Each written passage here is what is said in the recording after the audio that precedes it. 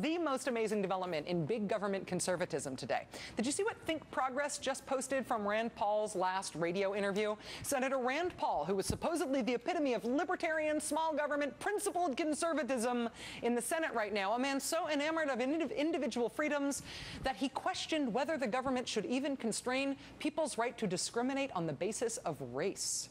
That's the whole basis of his hemming and hawing over the Civil Rights Act. He says he is such a free speech, individual rights purist that even anti-discrimination laws rub him the wrong way because they constrain people too much. Personal freedoms are that important to him. He wants to limit government's reach that much.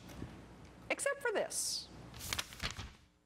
I'm not for profiling people on the color of their skin or on their religion, but I would take into account where they've been traveling, and perhaps you might have to indirectly take into account whether or not they've been going to radical political speeches by religious leaders. But it wouldn't be that they are Islamic.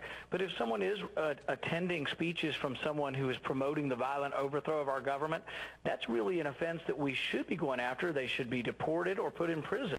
If someone is attending speeches of the wrong kind, they should be deported or put in prison.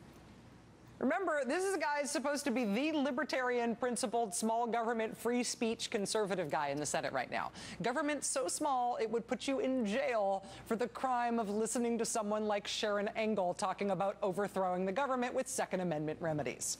So yeah, today there is also that.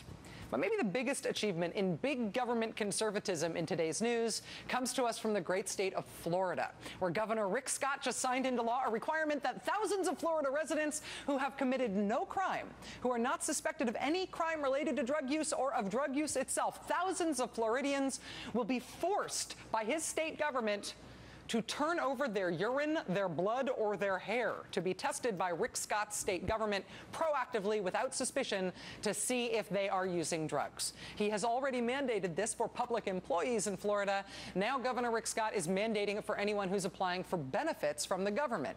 In a state that is supposedly broke, Republicans who are supposedly for limited government will now have Florida taxpayers spending potentially hundreds of thousands of dollars a month forcibly acquiring the hair, blood, and urine of the state's residents so it can be proactively searched because the government says so. What conservatives say they want is small government. What they are working on this year is government that prohibits you from using contraception, that forcibly collects your urine, hair, and blood, and that puts you in prison or deports you if it does not like the speeches you attend. This stuff is happening all over, all the time now. This is what conservative governance is like this year. It sort of seems to me like this ought to be a bigger national story.